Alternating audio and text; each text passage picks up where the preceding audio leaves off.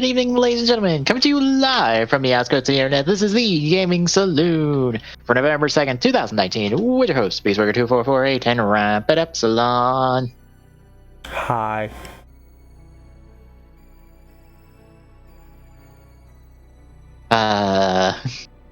Oh boy, the things to talk about this week.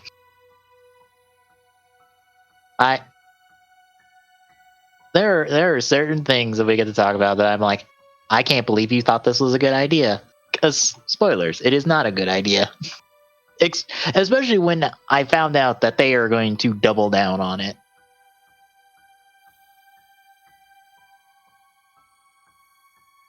I mean, at this point, you should be surprised about dumb ideas we see.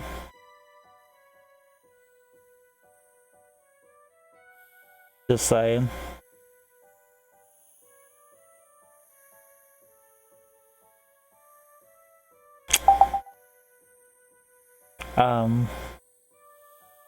Hello? Hello? Did audios break? Yes, because I tried to open iTunes in the background and play a song, and then as soon as I hit the play button, bloop. I was like, oh, god damn it. Still has that issue, even though my audio drivers are all up to date.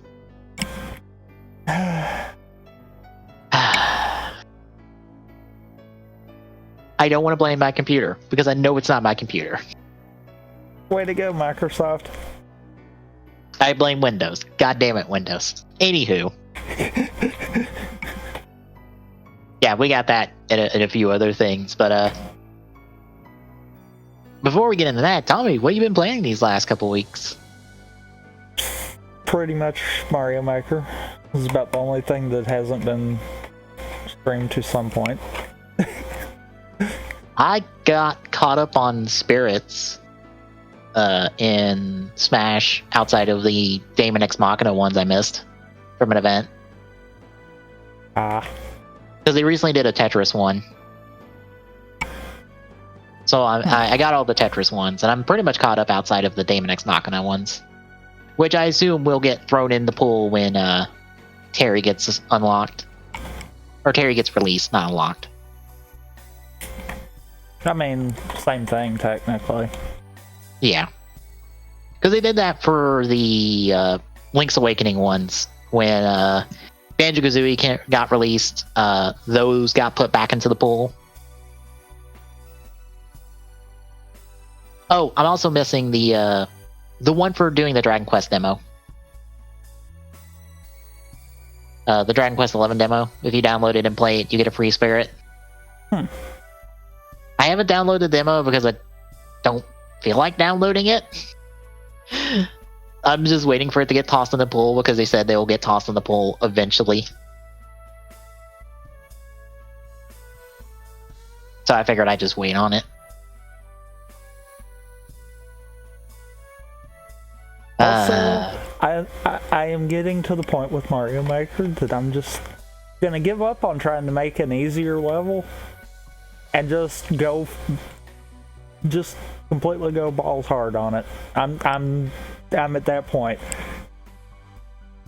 I made what should have been a super easy one today. Yep, 2 clears out of 28. 7.14% clear rate. And I'm thinking to myself, technically speaking, that is still within range from Mario Maker 1 to be considered an expert level. So screw it. Apparently, there's too many people that are not good at Mario that is playing Maker 2. Just saying.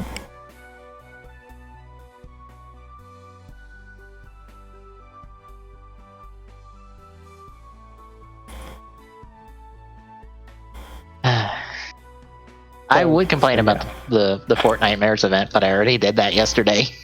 And then beat it on the second try on stream by some miracle. Apparently I ended up with a group that knew what the fuck they were doing and just hammered away at the boss. Because if you tuned in for that, you saw how long it takes.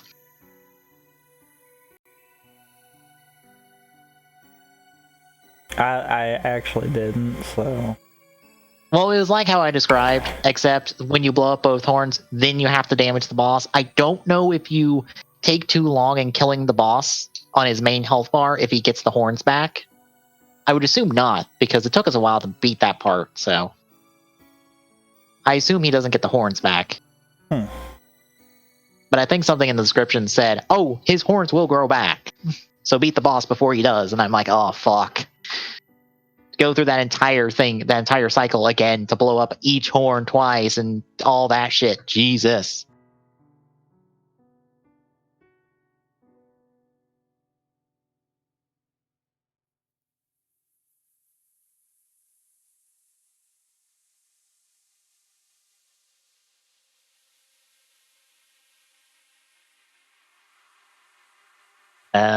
I don't really have much else. Did you catch Ruby? I'm gonna say this. I did, but not through first. And question: have you been watching it through first or no? No.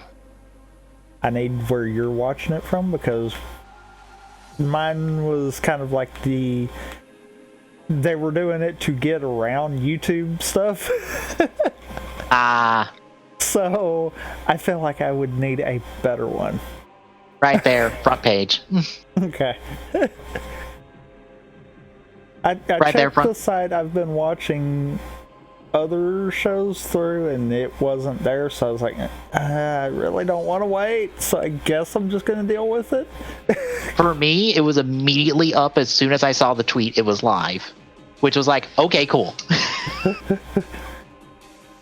Which was literally 2 minutes after it went live, and it was right there. And I was like, cool, I'm watching this now. I am not surprised we have a character back, because I fully expected that to be reversed. Oh, yeah.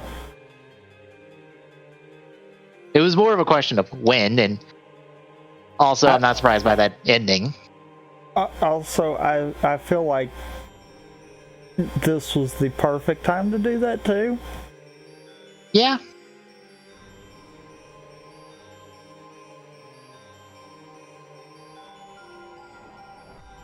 I'm also kind of glad we didn't go through any type of memory reset, because I feel like, oh, that would just eat up time for an entire volume dealing with a memory reset. And I mean, they explain that too in a way that I'm like, okay, that's viable. That's not a case of, oh, they just pulled something out of thin air. No, I mean, that's completely believable, because we really don't know what happened post all of that. So, sure. I mean, it might be in the novel somewhere, but I still haven't read through all of it. Well, I'm more looking at its show end of it, because they're gonna have to do stuff that people that are only watching the show would be like, okay, yeah. Also, am I the only one feeling that they might have retconned Penny's dad a little bit? Maybe, but I'd have to go back and look to see. I think he only has like a silhouetted appearance, or like a kind of an off-screen appearance in like volume 1 at the end. But I feel like an implication personality-wise got retconned here, and I'm like, you know what, I'm okay with that. I'm okay. Because like we never really established anything.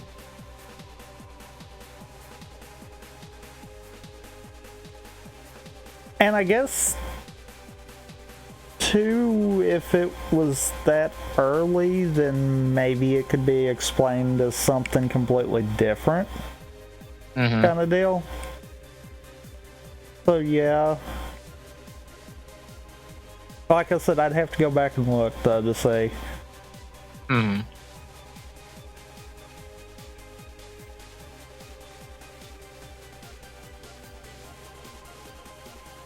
Yeah, it was good. I enjoyed it. I'm really excited to see where this volume goes. Especially seeing I guess you could say technically character development that Ironwood's had. Yeah. I say that in a weird way because it's like it's off-screen implied, but it's like at the same time, yeah, that kind of makes sense with some of the stuff we have seen. Mm-hmm.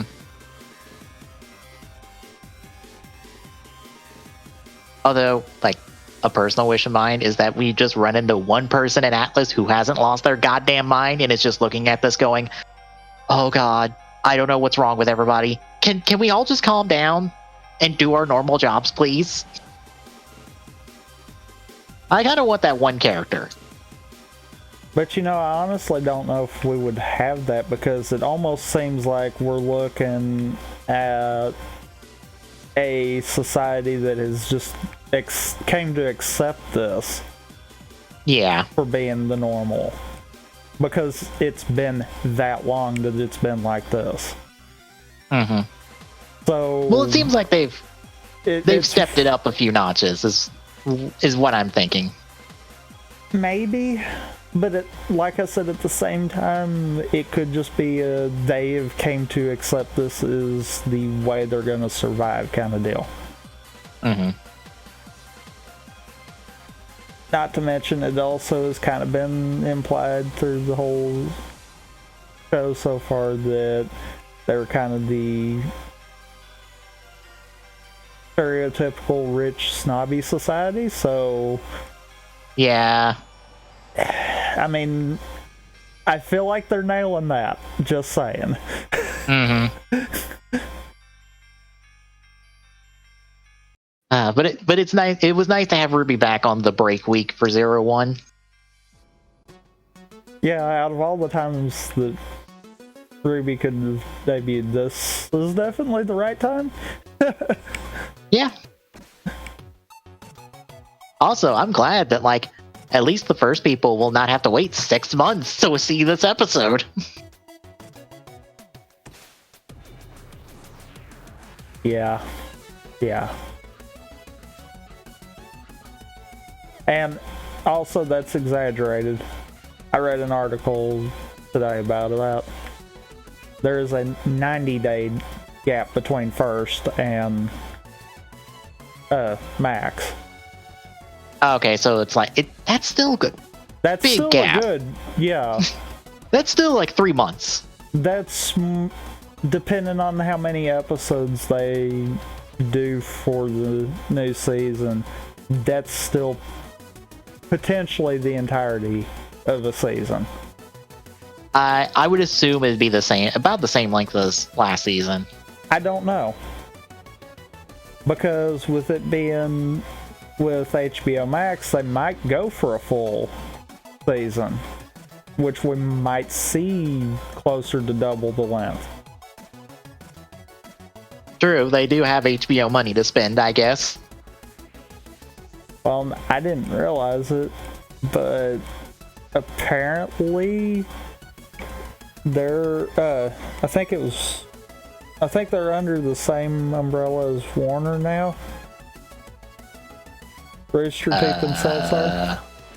I think it was Warner I saw. It was one of the bigger names.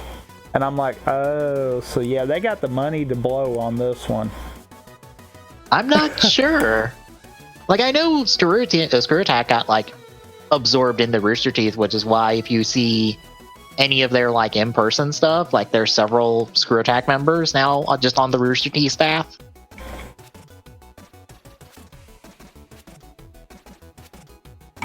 And I know a few people of the Derp crew have guest starred on several of the Achievement Hunter streams and stuff. More or less because they live in the same area.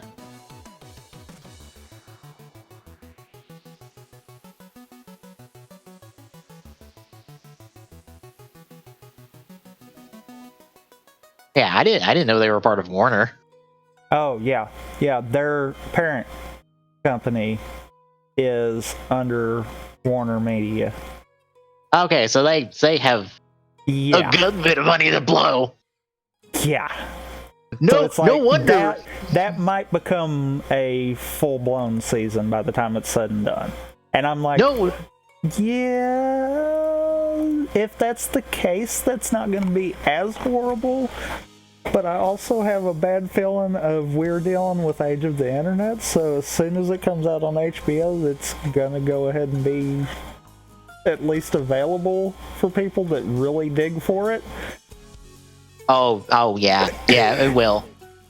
As someone who's followed Power Rangers and has went, oh yeah, that current like set of Power Ranger episodes that are airing right now, yeah, they've been out in I think Latin America or in Argentina and that stuff for about like 3 to 4 months now in English. So you could have watched the entire season by now. After I think what was like a 6-month break.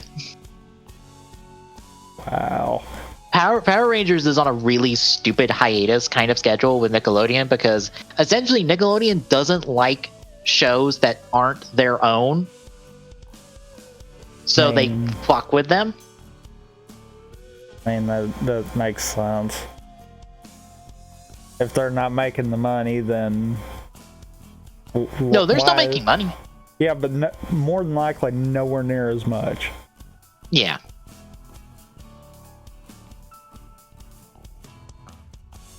It still sucks because like Power Rangers will air like 6 episodes of a season and then take like a 6-month hiatus and then air the rest of the season.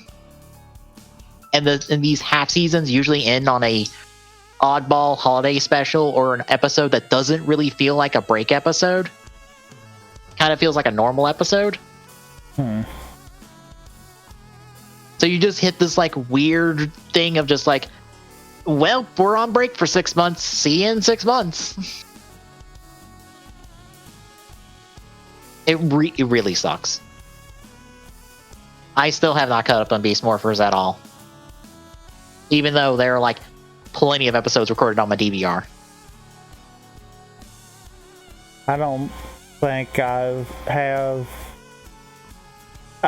Either it's a case of I think I watched the first episode maybe, and it was like, I don't know, I feel like I'd have to sit down to watch more than just a little bit to get a good feel on whether or not I'm like, eh.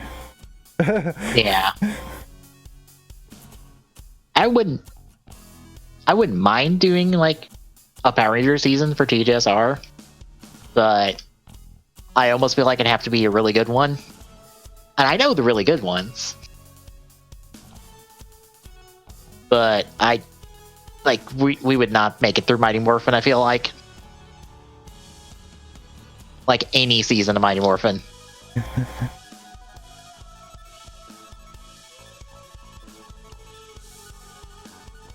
I honestly brought that up because I haven't really been playing that much. Like outside of stuff on stream. Thankfully, I got Transformers like properly up and running after like thinking, oh, we'll only have this weird like draw distance visible texture for like the rest of the game. Nope. As soon as I hit level 2, fucking kaleidoscope, like split image nonsense. And it's like, oh fuck, I gotta fix this. It looked terrible. It ran fine, but it looked terrible. So I had to like pull up the PCSX2 wiki for the game and just like go through somebody's like list of settings and just like turn all this on and it will work. And like it takes a small hit on the frame rate, but it is so much better than doing software rendering instead of hardware rendering, because software rendering, it cut the frame rate in half to less. Yeah, software usually does. It took a nasty hit, but it fixed all the texture issues. And I'm like, oh fuck, it's either bad textures or bad frame rate. And I'm like, oh god, we might not do this game if I can't fix this. Thankfully I got it fixed, so we can actually play that game. And now I'm in the situation of, we could beat this game before I do Pokemon Sword and Shield. So we might be doing Sword and Shield on Wednesdays. But Three Houses also might be ending at the same time as well. So we could end up with a situation where we have like a full blank slate on the Wednesday, Thursday stream right about the same time. Which half of that's going to Sword and Shield. I think the other half might just go to Ace Attorney so I can finish up Ace Attorney. Just do the other 2 games so we can be done.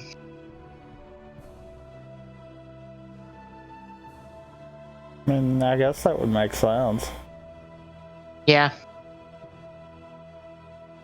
I just have to hope I don't have any more capture card shenanigans that I've had like I had a couple weird capture card shenanigans where sometimes my capture card would unplug itself and replug in, causing me to have to reset the capture card on OBS.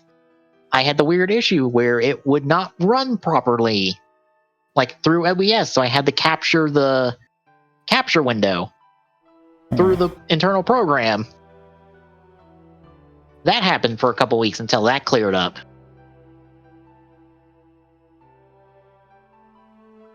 And now I'm kind of paranoid because I'm like, I don't know if my capture card's like dying on me.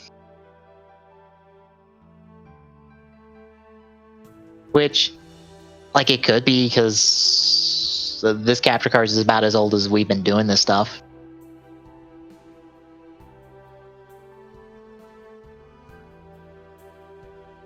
Yeah, I think it's didn't even think about that, but yeah, you're right.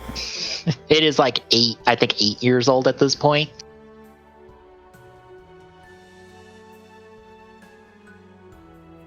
And it is still kicking. So I don't know. Mine's got some age on it too. Yeah. Yeah. It's weird how time works, doesn't it? Like, I found out today that one of the people on Sotopop is like, I think 18 or something, like fresh in college. And I'm like, oh my God, I am so old compared to him. Because I'm fresh out of college. And like 10 years up, like older than him, practically. Fuck.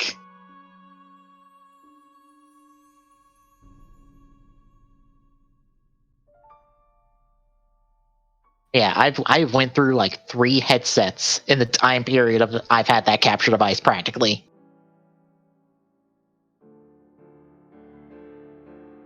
Is it 3 headset? Probably. 3? No, it might be more. It might be 4. Maybe? No, I think my first proper headset was that Turtle Beach headset. It finally just crapped out on me. Or I finally just broke down and replaced. Which, I mean, they're hard to beat. Yeah. Yeah, and then I had like the same model as the one I'm wearing until the band on it started cracking. And I finally replaced it with like the same one that like a GameStop clerk had to go back in the back room and try and like go like, do we have one of these? And check, because I knew they had one because the website said they had one. And they found a dusty box of one. And I'm like, okay, I guess when this finally breaks down, I'm getting like a brand new Turtle Beach headset that isn't this anymore. Which is going to be really sad because I really like this one. Because they don't sell this anymore. Yeah.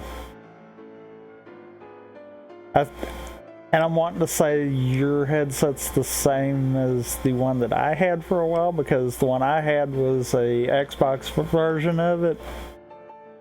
And yeah, that's sad they quit making them. Yeah. It's like my only complaint is I wish the cable was a little longer so it wouldn't like tangle itself up as much as it does.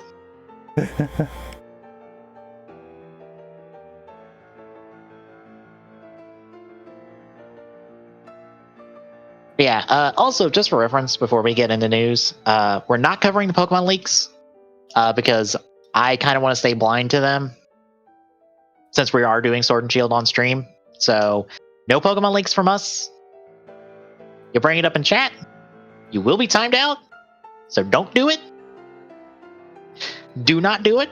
You will be smacked in the face for it, and told to sit in the corner for a few minutes.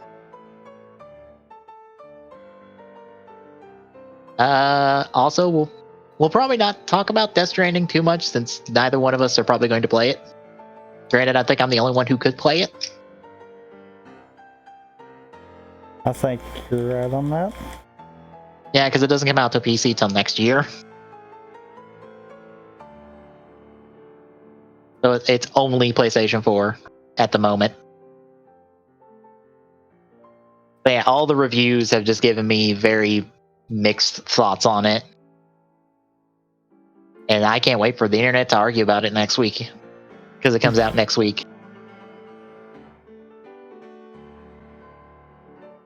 So, shall we talk articles? I guess we shall. All right then. Hit buttons. All right. Well, as you're doing that, first up. You're good. You're good. Oh boy. Hello?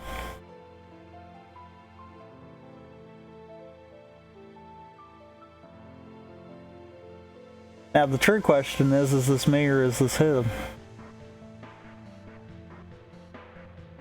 1 second, folks.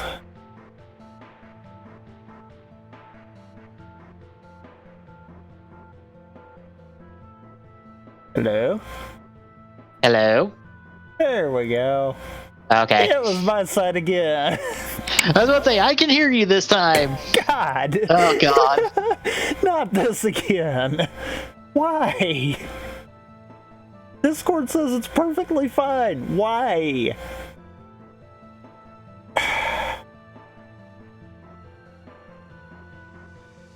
Hey. Try that again. This overture kind of answers some of the questions I personally had about this game. Still doesn't answer some of them, but this feels more and more in line with essentially how Destiny 2 works on a gameplay level. You could probably skim through the trailer to see some of it, but yeah, there is a loot system in the game that is not external, it's more just numbers that you can swap around parts for. You do have skill trees that you can go down to customize abilities and stuff for your various heroes. There are different skins and stuff you can get, like you can get a proper costume Kamala Khan Miss Marvel in the game at some point, along with a few other skins for all the Avengers. Your main base of operations for the game is going to be a decommissioned helicarrier somewhere, I guess, in the Nevada desert. I'm going to assume, because it's probably going to be the Nevada desert. I'm willing to say it's in the Nevada desert. I was about to say, does it say the location of it? No. Okay.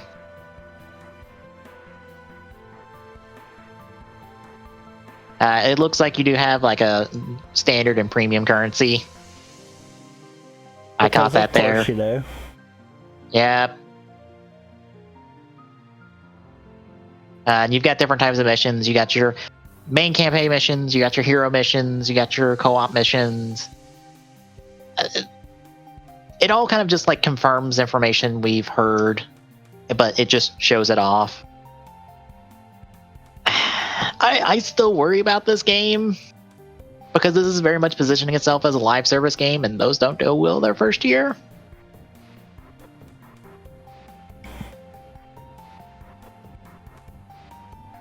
Especially since, like, they still haven't talked about Hank or Hank Pym Ant-Man, even though that should be the next hero.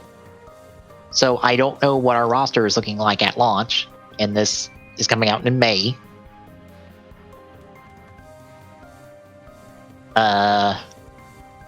They haven't talked about anyone else past Hank. They haven't really talked about, like, how much content is there day one.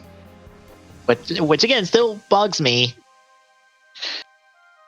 because I don't know if it's going to be worth it at launch. I don't know if you should wait. If you should maybe wait a year on this. I mean, is it bad that I almost feel like if it's any kind of game in any kind of sense to like how Destiny and Destiny 2 is, unless it's got a back already, it might be better just to wait? Yeah.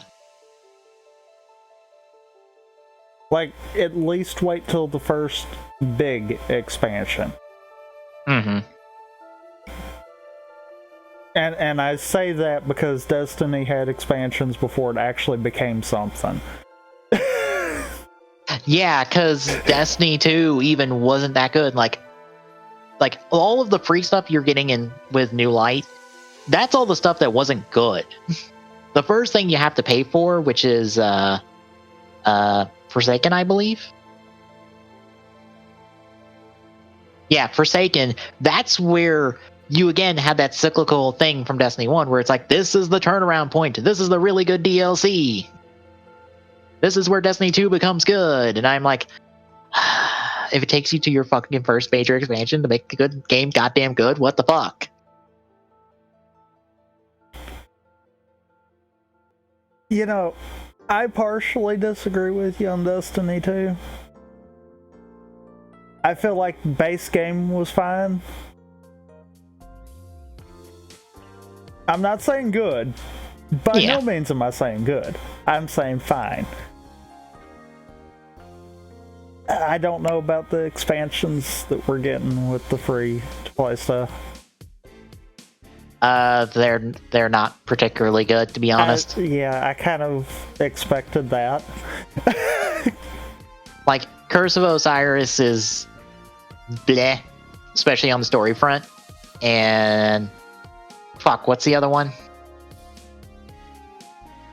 I don't even remember. I don't even remember what the other one is, but I don't think that one was particularly good either.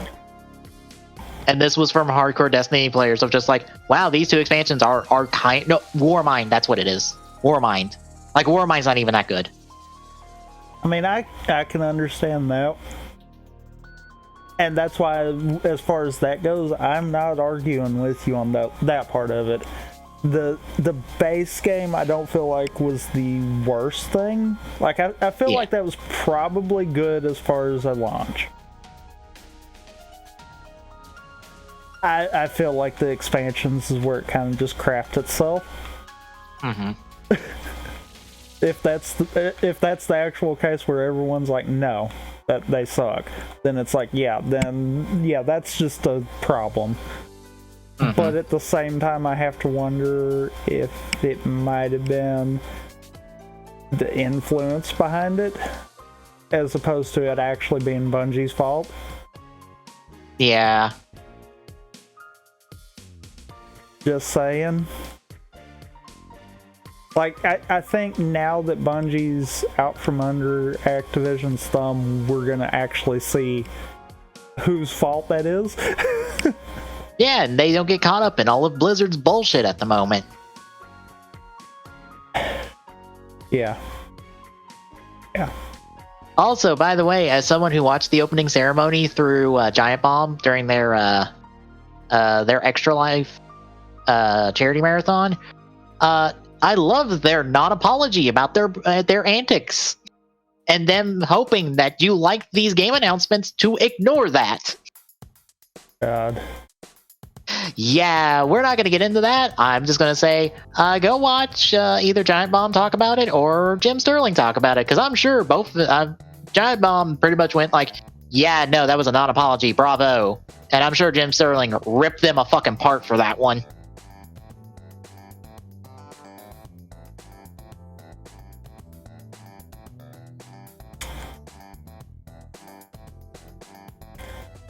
Yep, you got a lot of big game companies that are just like, we don't care. Yeah. Oops, we accidentally landed into some blood money, and we fucked up, and now we gotta hold that. Because we don't know how to operate without it. Because we don't like taking big hits.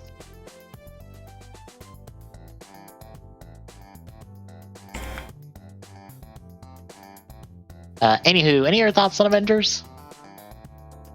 No. Because, I mean, I don't even think by the time the game comes out, I'm even going to be just 100% on board. Yeah. And it's more of a, if it is shaping up to be akin to Destiny, it's like, yeah, we've had problems with stuff like this. I'd rather kind of just sit back and see what everyone else's reaction is first. I'm not jumping on it at launch. Yeah, I've got plenty of other stuff to play. Because it's going to boil down to, in all intents and purposes, new IP. Because yes, it's using stuff that everyone's familiar with, but effectively this game's considered a new IP. So it's going to have problems. The question's how big are those problems? Yep. Well, we've got some bad news. You know how Last of Us 2 had a big showcase at a State of Play, and they had a big announcement of, hey, it's coming early next year. Let me guess, not coming early next year? No, it's delayed by about a handful of months to May. From February. Ouch. And now it's in that nebulous zone of it's kind of knocking on the door of some of those next-gen console releases, because I'm pretty sure they're going to be coming out like probably October, November. Maybe, because like it feels weird us not having any actual names for them. I mean, yeah, we know PS5, but that's pretty much a given. Yeah, Sony's track record. Well, Sony confirmed that the next PlayStation is the PlayStation 5 through their blog post talking about their tech and stuff. But even if they didn't, that's kind of a given. Yeah. It's the wild card Microsoft that it's like, yeah. I saw an article call it the Xbox Scarlet for shorthand, since we don't have an official name yet. Yeah, because I mean, we go from original Xbox to 360 to One, so I mean, I kind of like my little joke name of Xbox 10, but that's beside the fact. They want to put Windows 10 on everything, so I mean, why not? Yeah. Because a part of me feels like Last of Us 2 will most likely be a cross-gen title, and we will see it on PlayStation 5 at launch. It depends on how the PS5 is handling PS4 games. Yeah. Like, if it's handling them similar, then by all means, yeah. I foresee that being the case. I foresee it being a case of it probably won't actually have a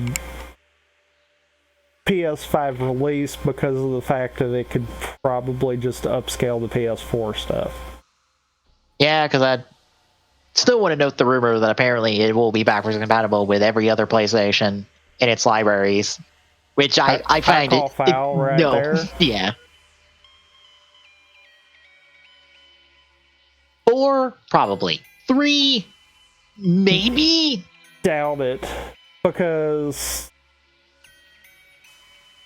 that's a stretch to try to run on its own. Because 360 PS3, that was probably the biggest library. 4, definitely. Yeah, I don't see any problems with that. And some 3 titles require some 6-axis nonsense. 3, it would PS3 stuff, it'd probably have to be a case-by-case situation. Yeah. Because I'm sure everyone's clamoring to play Lair.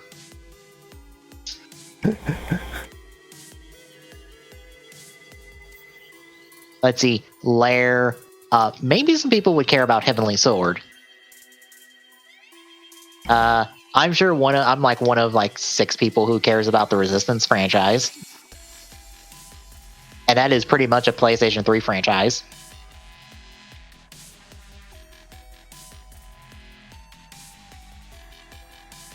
Although, you know, what I just said about how the PS5 handles PS4 titles, the same might be said about Scarlet.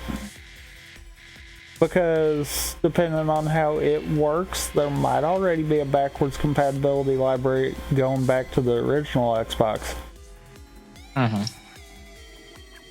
Like, that's the other thing. We know next to nothing about both of these. Yeah. I'm kind of even doubting they're coming out next year.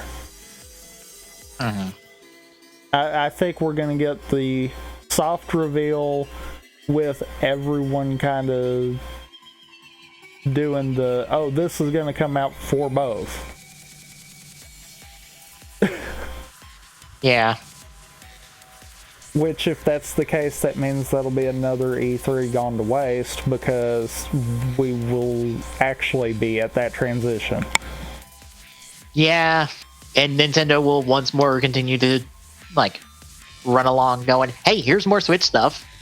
Here's no 3DS stuff, because we're quietly, like, pushing the 3DS, like, under a rug, just being like, boop-a-doop-a-doo, Switch, everything on Switch. It wouldn't surprise me at this point if they would go ahead and just acknowledge the fact that the Switch is the 3DS successor.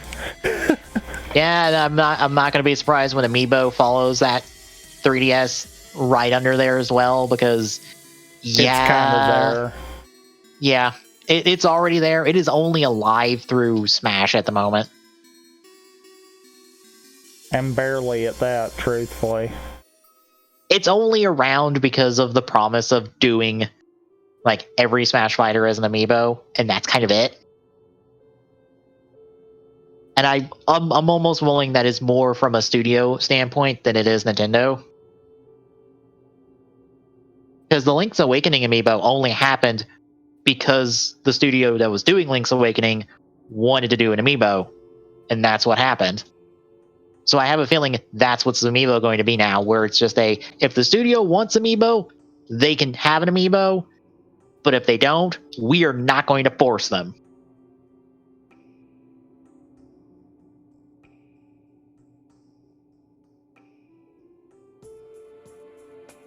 So, yeah. Anything else on Last of Us 2? No. All right, then. BlizzCon is this weekend. The opening ceremony was yesterday, and they announced some games. Some games that we knew were coming. Extremely knew were coming. Like, to the point that Diablo 4 was literally ready to be revealed last year, and they pulled it last minute. Because reasons. Yep. So, just to hit some of the, I guess, highlights, since there's not much gameplay to talk about. Diablo 4, of course, was fully announced. It is going back to its dark, gothic roots. A CG trailer was showing a blood ritual summoning, I'm assuming, the main villain of Diablo 4. I am not super familiar with Diablo story and characters, so all I know is a female monster person got summoned out of a blood triangle that became her cape. We got 3 playable classes confirmed already. Are they listed in the article? Druid, sorcerer, and like a gladiator, kind of barbarian, maybe. I can't remember the exact name of it, but it's a class along those lines. I'm sure someone watching will have the more proper name for it. And that was kind of it. We got glimpses of gameplay, but not super whole lot. I assume all of the gameplay stuff was held for panels after the opening ceremony. Probably. Let's see. Heroes of the Storm got touched on. Every hero is available currently in Heroes of the Storm. They are free to play, so you can try out any one you want.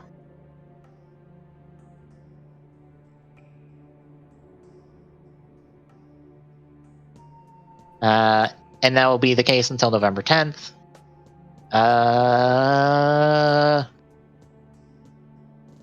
don't think much else was talked about on that front. A lot of the middle ground was not much. Warcraft 3 Reforged beta is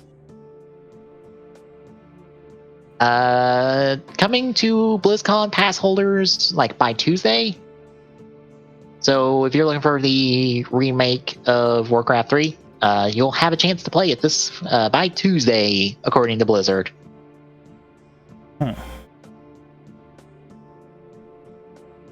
StarCraft 2 is getting a new co-op commander in the form of Arterius Mengus? I forget how to pronounce his name. It was said at the opening ceremony, but I do not remember. Sylvanas continues to be the main villain of World of Warcraft, which apparently a lot of Warcraft players don't like. In the CG trailer, she defeated the Ice King and broke his helmet and cracked open a portal to the world of the dead. And now you have to go exploring the world of the dead and fix the hole in reality that she broke. I assume. Oh, man. That's a thing that shouldn't happen, but she did it anyway because fuck you, she can do whatever she wants now.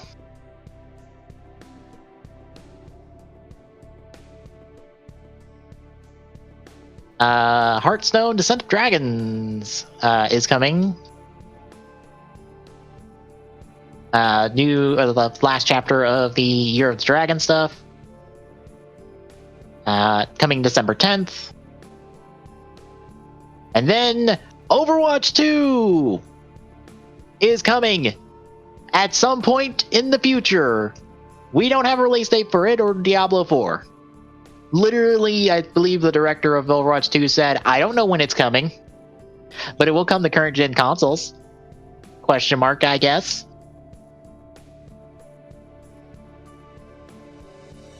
They showed off another CG. They showed off essentially a CG like short movie that essentially encapsulates this is where we're starting with Overwatch 2, which is, hey, Overwatch Reform, which means the entire plot of Overwatch 1 was, here's us establishing every single character before we actually get to do a plot.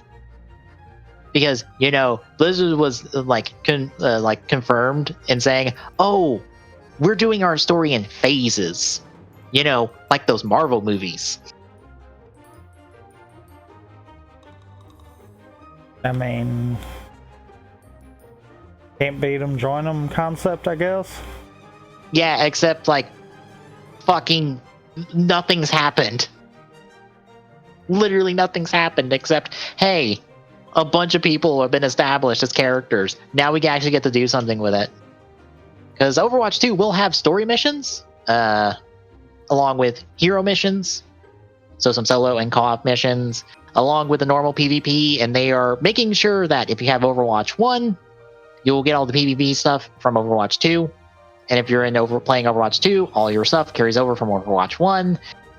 So more or less, Overwatch 2 will probably be a $60 full-priced expansion for all of the single-player story stuff, and that's kind of it. I mean, yay! Sounds about right. Yeah. So this is less Overwatch 2 and more Overwatch. Put a subtitle here that you feel is appropriate. Overwatch the story. Yes. Overwatch, we now have plot. Overwatch now with more story. Mm-hmm.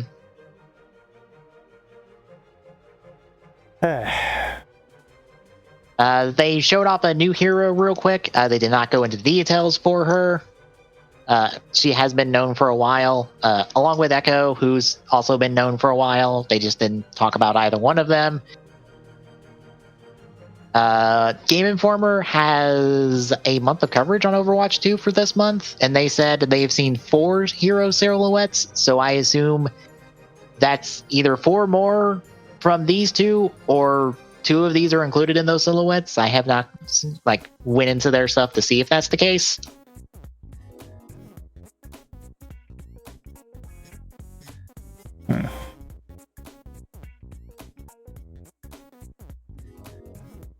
And that is kind of it. So what do you think from all the BlizzCon reveals? Are you excited for Blizzard's video games? Not really, but I mean, Yeah, I'm feeling that too, mainly because I'm not invested in any of this.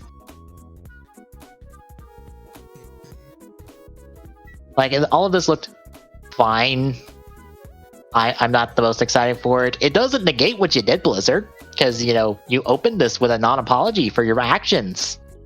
And then you're hoping all of this will counteract it, and I say, fuck off. Actually, own up to your actions. But they did a good, right? None of this outweighs your bullshit.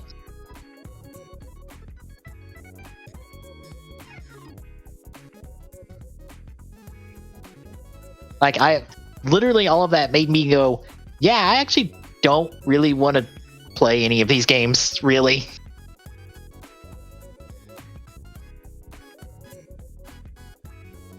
I mean, to be fair, did you really want to play any of these beforehand? Maybe Overwatch, because I like the aesthetic and the character lineup, but now I'm just I guess not. That's the only thing I felt like I could potentially be invested in, but now I'm good. I don't mind watching Overwatch from afar.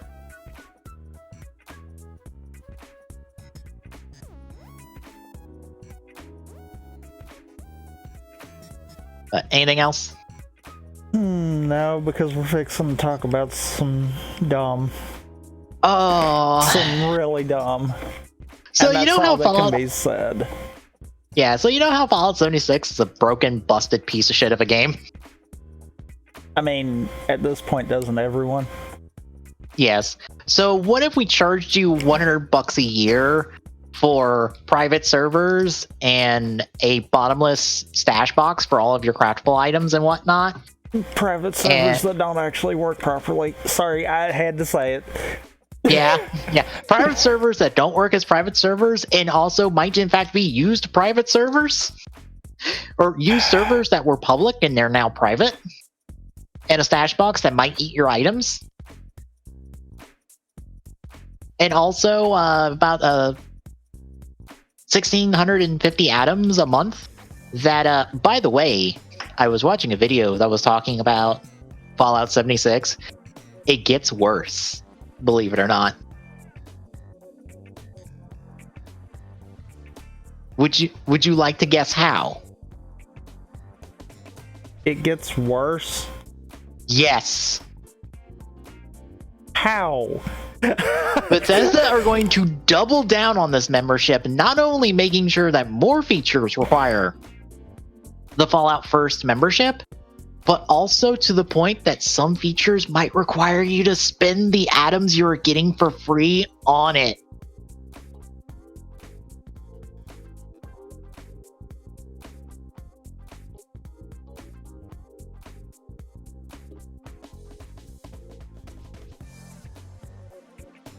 I wish I was joking.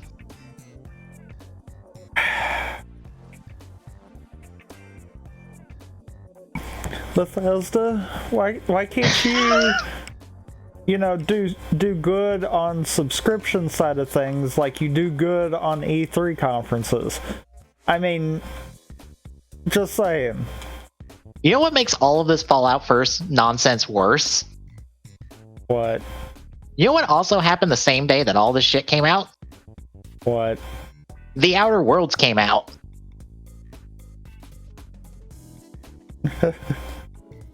So the game that is literally, hey, would you like a space Fallout game from the original people who did Fallout and did Fallout New Vegas and is good and doesn't have any glitches and works and functions and is a really good video game? Guess what? A company just showed up at Bethesda in fucking one video game on the same day that they fucked up so hard that literally troves of non-Fallout First players were bouncing across servers, killing anybody with the displayed image that they were Fallout First, which, for reference, you cannot turn off.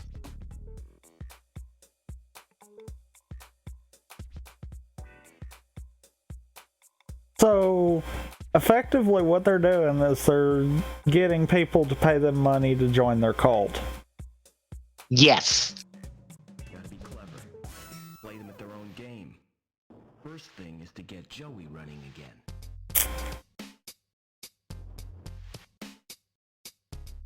Bethesda, why? That That's is all the that can be said there. Yeah. Yeah, but Bethesda has fucked up so hard that I honestly believe that this game is cursed. Because bear in mind, all of this is already stacked on top of the power armor helmets apparently being toxic and harmful to your health. The whole canvas bag situation from the collector's edition of the game to how it was launched to the fact that, oh yeah, those actual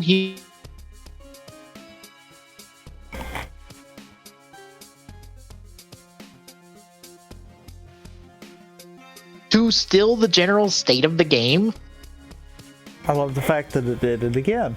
Mid-sentence this time, so I caught it. Yay!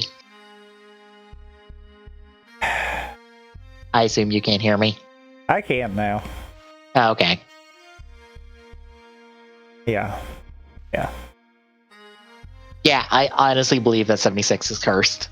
Someone has cursed this game to epitomize the state of Bethesda games in real life. Because it will not stop. Like, I can't wait until this game, like, somehow finds a way to literally implode upon itself in some ridiculous fashion. To completely self-destruct. Like, the servers somehow self-implode and, like, literally Bethesda has to go, well, all your data's been lost and we can't do anything about it, so everybody starts fresh. Like, if that happens, I will die laughing.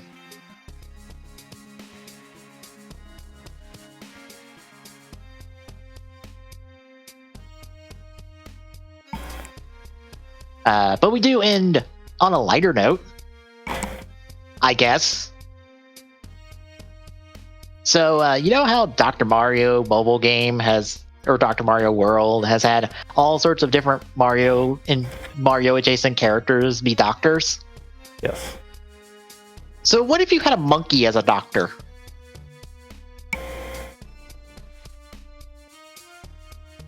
I mean, I have to agree with this Destructoid title here. I kind of like that. Take 26 bananas and call me in the morning. I mean, that's healthy, right? Like, bananas are healthy, right? You just eat more bananas and you'll be fine. Just up your potassium.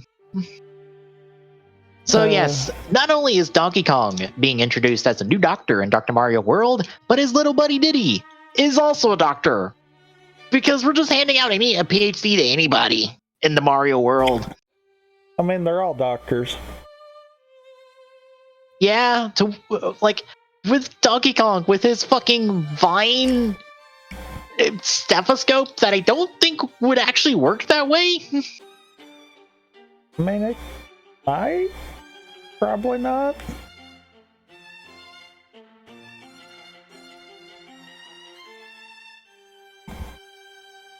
Also, I love how Donkey Kong and Diddy Kong, just to differentiate that they are doctors now, just have an armband.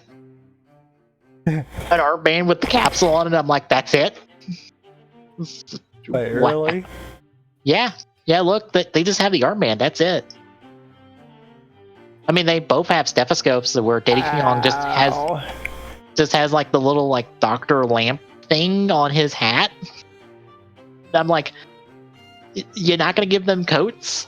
I kind of want to see them wear coats.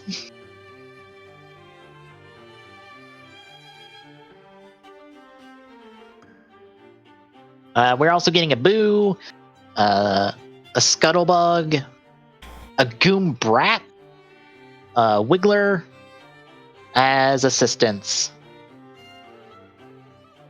So yeah, all of them are in the wheel to spin for now. I can't wait until we give a fucking Piranha Plant a PhD. Oh god. That'll be the next. No, they'll give it to King Boo. Here you go. The fucking ghost now has a PhD and is your doctor. King Boo didn't get into Smash. Nobody's the main villain of Luigi's Mansion 3 at the moment.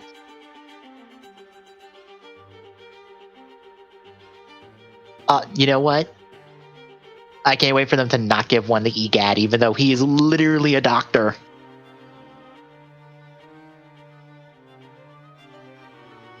No, he's not. He's a professor.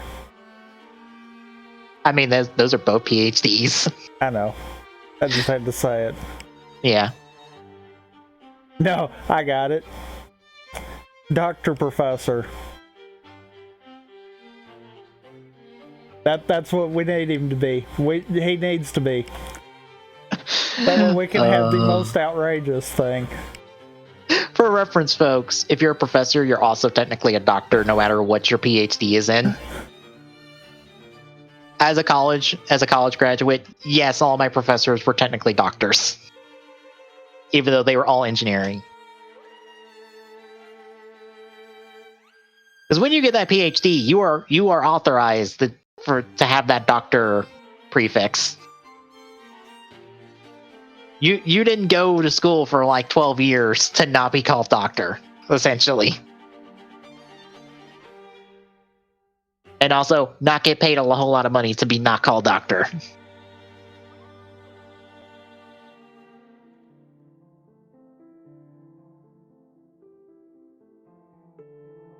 Anywho, anything else? No. Well, it's time. It is that time. Yeah, but it's that time to talk releases. All fucking 4 pages of them. Because, I mean, of course there is. Okay, so just for reference, there's going to be a couple games maybe at the tail end of the list I made that might be off because I accidentally put them in the wrong date. So apologies if there is a game here that is on like that should be in the next list. I caught most of them. There might be a couple in the start that are on the wrong date. I guess you did a goof. I did a goof because I assumed the date after the game was the date it was on instead of the date before it, accidentally. Because of how the list copy and pasted into Word. Or in a Google Drive, I guess. Oh. Yeah. See, I might have should have told you that I did it in Word and then copied the list afterwards into Google Drive. Yeah, I directly dunked it into Google Drive, and oh good, it took a while. Because Google Drive sometimes does not do Word correctly. How that is beyond me.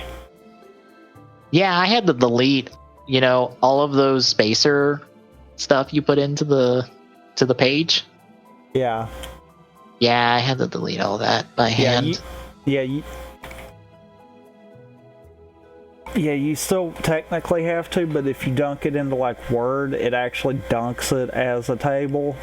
So you just delete the cells. Yeah, Google Drive doesn't do that. That's what I was thinking. Yeah. Good news is a Control F will actually take care of all of it. So I got most of it down. I just didn't get the rest of it.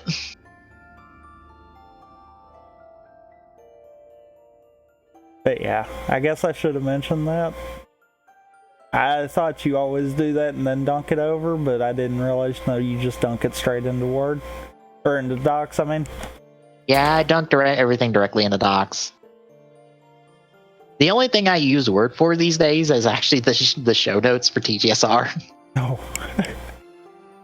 I've been using Excel more for any list thing I need to use because, again, I've learned too much of Excel not to utilize it for that kind of stuff.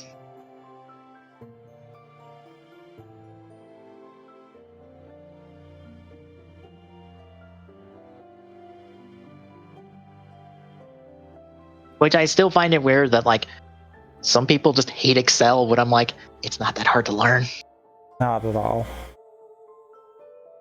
Like, I gave 2 of these like really small books, like one for Word, one for Excel, that I had to use for I had to get for community college for a Microsoft course.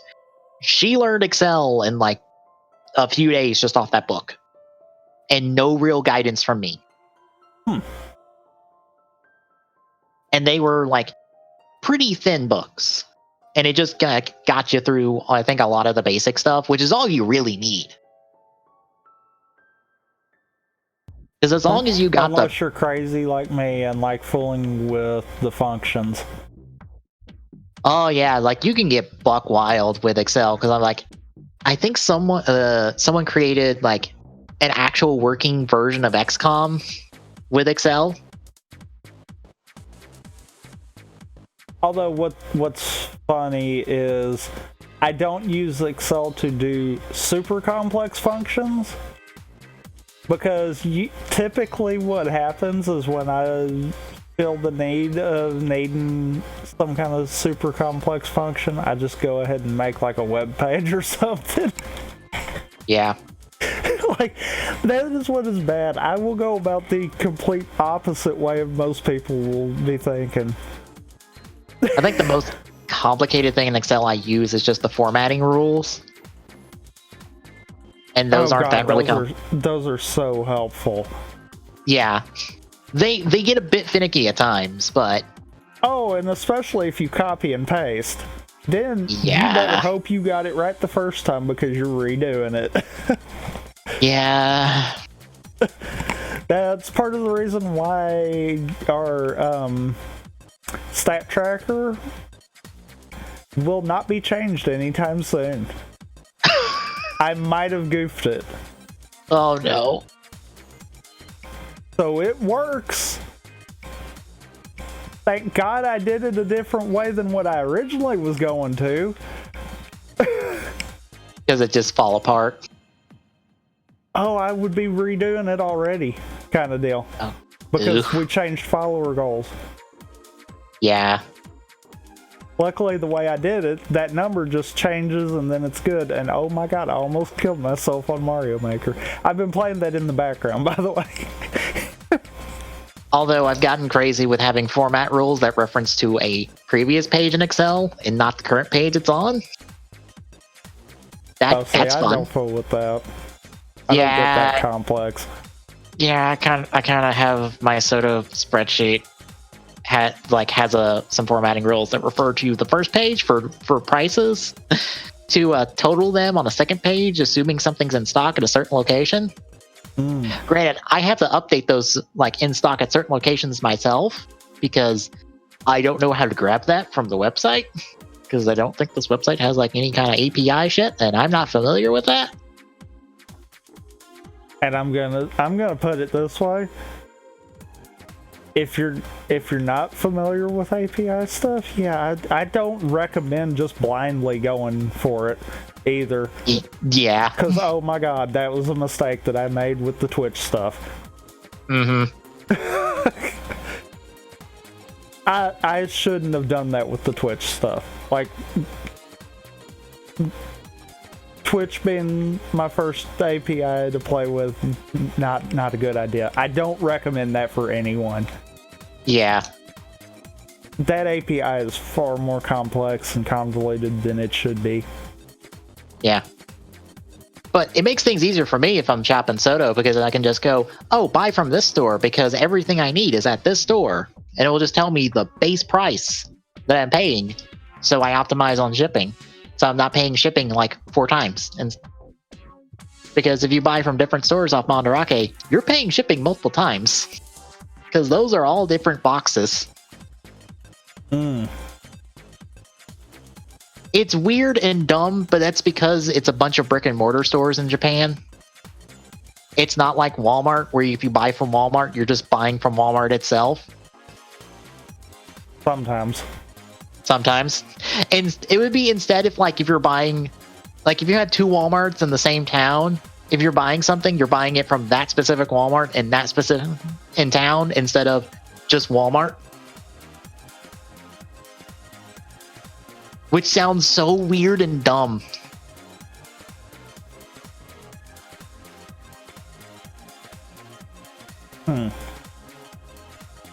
Anywho, let's do this and kill my voice.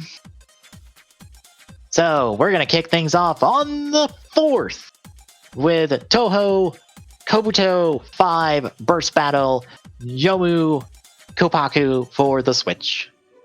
And on the 5th, we have As Divine Camera for PlayStation 4, Audica for PlayStation 4, Black Sand Under the Skin for Xbox One and PlayStation 4, Close to the Sun for Xbox One, PlayStation 4, and Switch, Conception Plus, Maidens of the 12 Stars for PlayStation 4, Destiny Connect, TikTok Travelers for PlayStation 4, Farm Expert 2019 for Nintendo Switch, on the Switch, Fire Pro Wrestling World Entrance Craft, which is probably a better video game than WWE 2K20, just gonna say it now. I found out that if you have a character with dreadlocks, those dreadlocks have a goddamn mind of their own, especially in cutscenes. Yeah, I saw on Jim Sterling's Twitch when he was streaming the game. He had his male character with dreadlocks. Oh boy, do the dreadlocks just start going everywhere. Even during cutscenes of just like, what the fuck? It's like they're on like little strings just attached to places. They're just pulling them in all directions. It has to be the physics engine of this game, because like the ring ropes, if a character bounces off the ring ropes in the wrong way, they're just like the rubber bands, which is not right. Because they just like flip and they just keep going until they run out of momentum. It also doesn't help that the main developer for this video game stopped making it halfway through on its yearly cycle, and the sub studio that was working on it had to like finish it and had no idea what they were doing. Like, they're normally on these, but like being the main video game is just like, oh, we have to do so much more.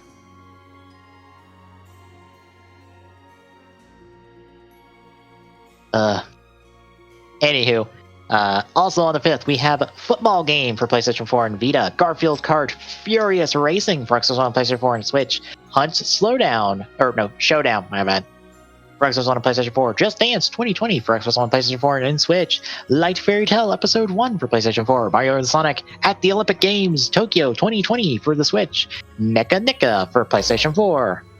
I forgot to shorten that one. Shadow of the Tomb Raider Definitive Edition for Xbox One and PlayStation 4. Ships for the Switch, Standard Sails, Explorers of the Cursed Islands for Xbox One, PlayStation 4, and Switch, Elder Scrolls Online, Dragonhold for Xbox One and PlayStation 4, Lord of the Rings Adventure Card Game for the Switch, Val Ferris for PlayStation 4, Ex Lithium Inmate 39 Relapse Edition for PlayStation 4. On the 6th, we have Construction Simulator 2 US Console Edition for Switch, Farmer's Destiny for Switch, and Wizards of Brandle for Xbox One. And on the 7th, we have A Hat in Time for Switch, Animus Harbinger for Switch, As Divine Camera for Switch, Head Snatchers for Switch, Juicy Realm for Switch, Incredible Mandy for Switch, Menders for Switch, Monkey Barrels for Switch, Puzzlements for Switch, Ritual Crown of Horns for Switch, Skybolt Sack for Switch, Stay Cool Kobayashi-san, A River City Ransom Story for Xbox One and Switch, Stranger Telephone for Switch, Tokyo Dark Remembrance for Switch, the Gracia Trilogy for Switch, and the Manga Works for Switch. And on the 8th, we have Bendy for Switch, Death Stranding for PlayStation 4, Disney Zoom Zoom Festival for Switch, House of Golf for Switch, Jumanji the video game for Xbox One, PlayStation 4, and Switch. Apparently that new movie is really good. I still have not seen it. I haven't either. Yeah, apparently it's really good. Like, way better than it should be. It probably doesn't help that you have The Rock, which is an entire barrel of charisma, and like half the reason the new Fast and Furious movies are really good.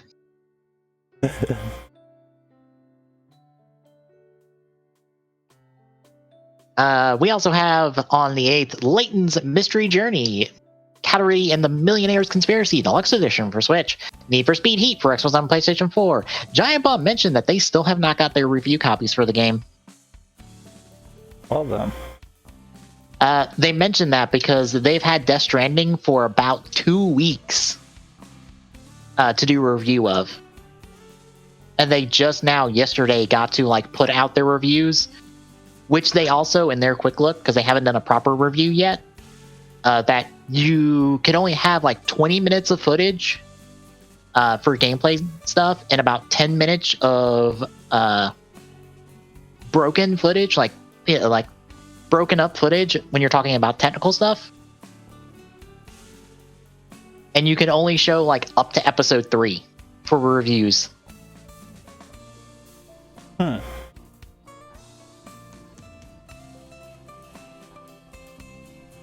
But yeah, that's why everyone put out their reviews now, is because they could put them out now, and everyone's like, anyone who's put out a review now has had Death Stranding for about 2 weeks. Well then. Because it's apparently like 50 hours. So are you ready to play 50 hours of UPS Man? Because No I one's refuse to ready for that. Yeah, I refuse to call Death Stranding anything but UPS Man, the video game. Anywho, we also have a new Super Lucky's Tale for Switch, One Person Story for Switch, Police Chase for PlayStation 4, Wrecked for Switch, Remothered Tormented Fathers for Switch, Stay Cool Kobayashi-san, A River City Ransom Story for PlayStation 4, Strumwind EX for Xbox One and Switch, and Tanky Tanks for Xbox One. On the 11th, we have Romancing Saga 3 for Xbox One, PlayStation 4, Vita, and Switch, and The Mims Beginning for Switch. On the 12th, we have a Bee Simulator for Xbox One, PlayStation 4, and Switch, Doctor Who, The Edge of Time for PlayStation 4, Dusk Diver for PlayStation 4 and Switch, Everspace, Stellar Editions for PlayStation 4 and Switch, My Friend Pedro for Switch, Raging Loop for PlayStation 4, Super Street Racer for Switch, Thief of Thieves, Season 1 for Switch, Val Ferris for PlayStation 4 and Switch, VR Ping Pong Pro for PlayStation 4, and Yaga for Xbox One, PlayStation 4, and Switch. On the 13th, we have Last Labyrinth for PlayStation 4, Stadia, and Oculus, Perils of Baking for Switch, and Spider Solitaire F for Xbox One. On the 14th, we have Fishing Star World Tour for Switch, Fractured Minds for Xbox One, Galaxy Defense Squadron for Switch, Labyrinth of the Witch for Switch, Rocket Wars for Switch, Sparklight for Switch, Squiddy's Takeover for Switch, and The Curious Tale of the Stolen Pets for PlayStation 4 and Stadia. And finally, on the 16th, we have Astroneer for Xbox One and PlayStation 4, Jumanji the video game for Xbox One, Mars Powered Industries for Switch, Pokemon Sword and Shield for Switch, Risk of Rain 2 for Xbox One, PlayStation 4 and Switch, Slay the Spire for Xbox One, PlayStation 4 and Switch, Sparklight for Xbox One, PlayStation 4 and Switch, Star Wars Jedi Fallen Order for Xbox One and PlayStation 4 that has had so little talked about it in the last like 3 months. It is honestly a bit shocking.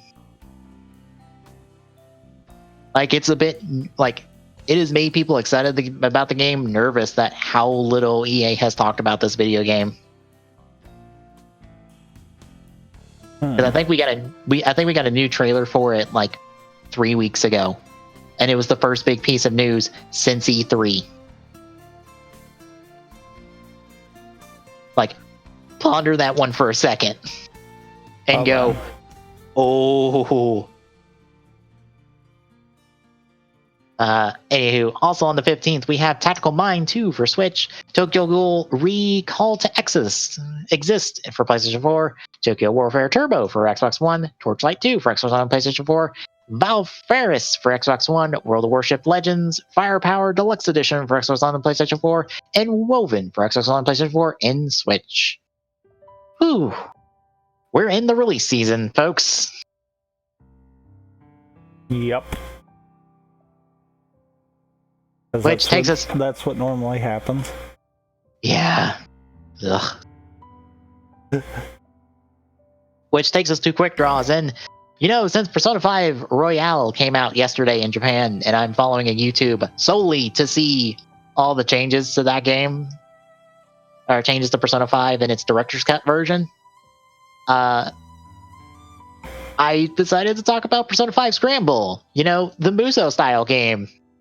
that has more than just Muso style gameplay going on, as you can like skim through the trailer and see.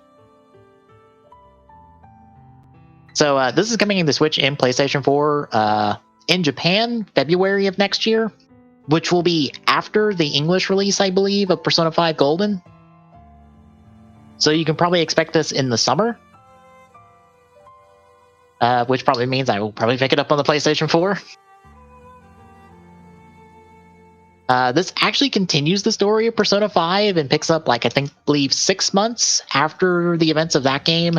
It is more or less the Phantom Thieves on a summer vacation road trip across Japan investigating this new incident. Which means not only are you going to be fighting various enemies Muso style in various locations across Japan, you're also going to be doing platforming and exploring a la the palaces of Persona 5. You also get to walk around and like talk to people like the normal day-to-day life stuff from Persona 5. You also get like social link events a la Persona 5 with your team. Like, for all intents and purposes, this is like I don't want to say a sequel to Persona 5, but like so much of what makes Persona is also in this game, along with that Muso style combat. So this was like way more than I was expecting it to be. So I'm kind of excited for it.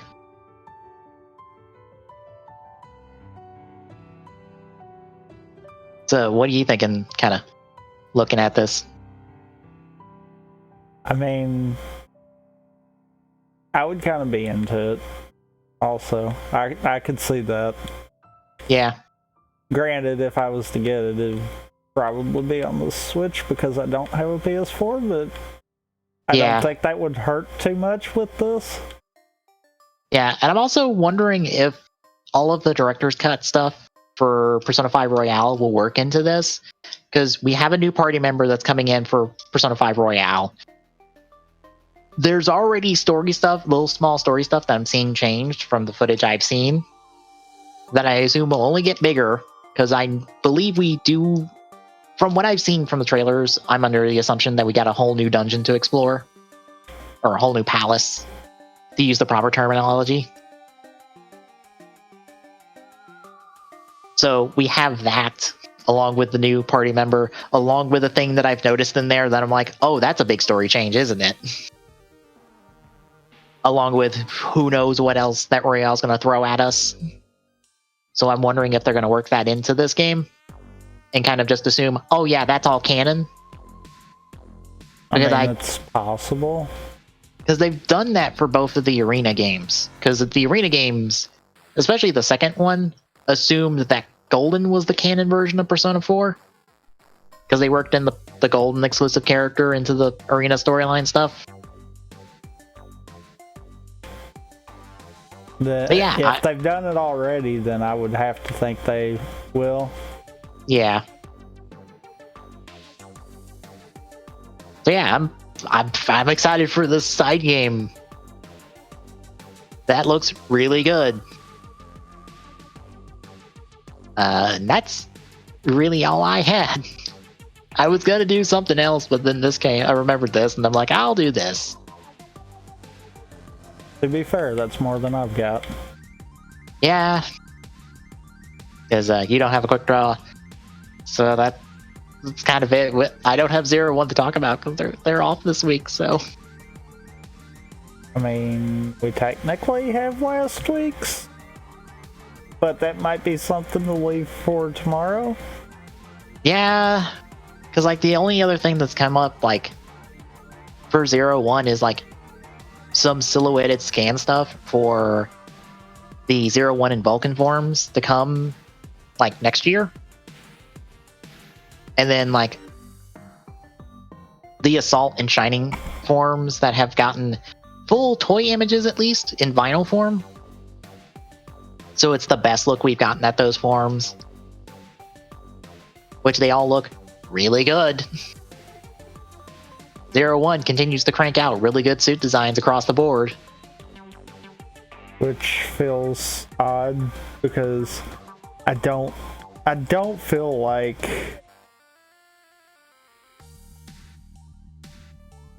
I don't feel like the way the show's early scans was kind of showing that it would have done that. Yeah. It makes me excited to be getting into Soto because Soto will do all that. Soto is not afraid to do all the forms. Like, I'm fully expecting either in the third set to come in December or like the fourth set to come in January or next year to have 001 in it.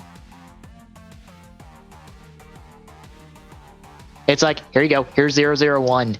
Here's a fucking Geo 01 form if that's in the movie as well, because fuck it. We got all the stuff. We're a cheaper 4-inch line. We can afford that. Hell, I have sitting on my desk a Right Player Nico from the X8 final set. Yeah, Right Player Nico. Doesn't have a figure anywhere else, but Soto made it. Because why not? Yeah.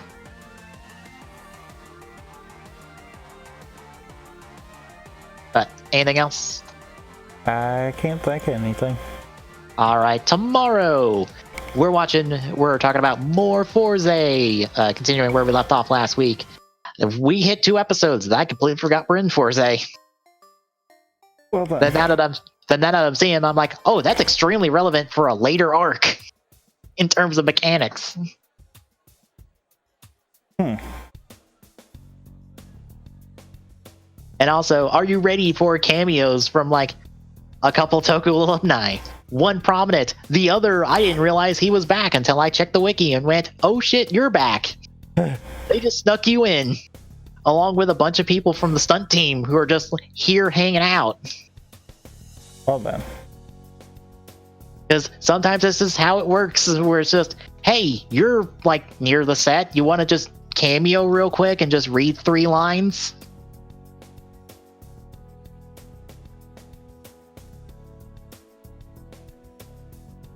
Yeah, that'll be it for this week. Next week, we are continuing Transformers and Fire Emblem 3 Houses on the Wednesday, Thursday stream. Friday is something that hopefully doesn't get cut off by a power outage. Again. Yeah. That was kind of weird that happened, especially after all of the tech issue that I was having with Clue. Yeah. For reference, the power was out for 2 hours. It did not come back until like 3-something in the morning, so... That figures. Yeah. It just said we didn't need to play Rocket League. Apparently. But yeah, Friday and Saturday or some co-op multiplayer stuff to come, and back around to Sunday with more Forza, because like we already covered Superhero Tyson, so we don't need to interrupt our Forza episodes with it.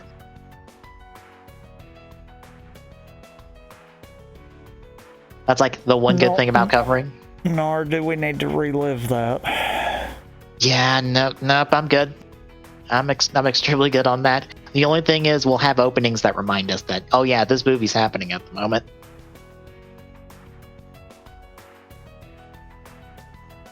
I can deal with that. Yeah, because it debuted in April. I can just flat out skip the opening if I have to. Yeah.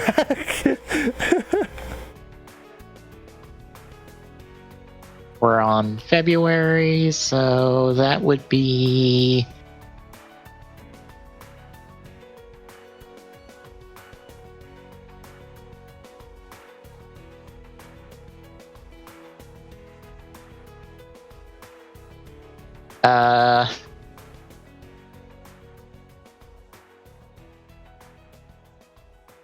right after Cosmic Debut, episode 31.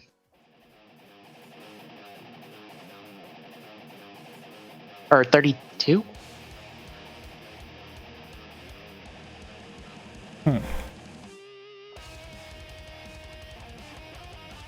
Wait, is that split up over 2 episodes? Or is it just... I think it's just numbered weird. Why is the numbering off on my watch list? That's weird. Ah, okay, something's not labeled as episode 8. That's why. Ah. That's weird. Okay, so episode numbers are off on my watch list. By 1, I think. Yeah, right after Cosmic Debut episode 32. If we didn't watch Superhero Tyson, we'd be watching it then.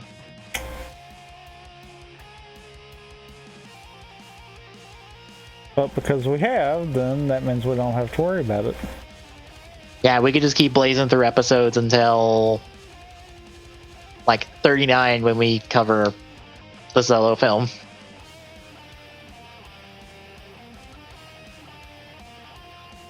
And then we get to see the first appearance of Wizard.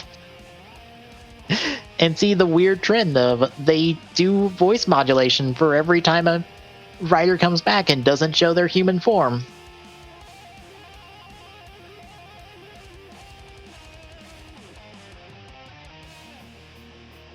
Yeah, that's a weird thing.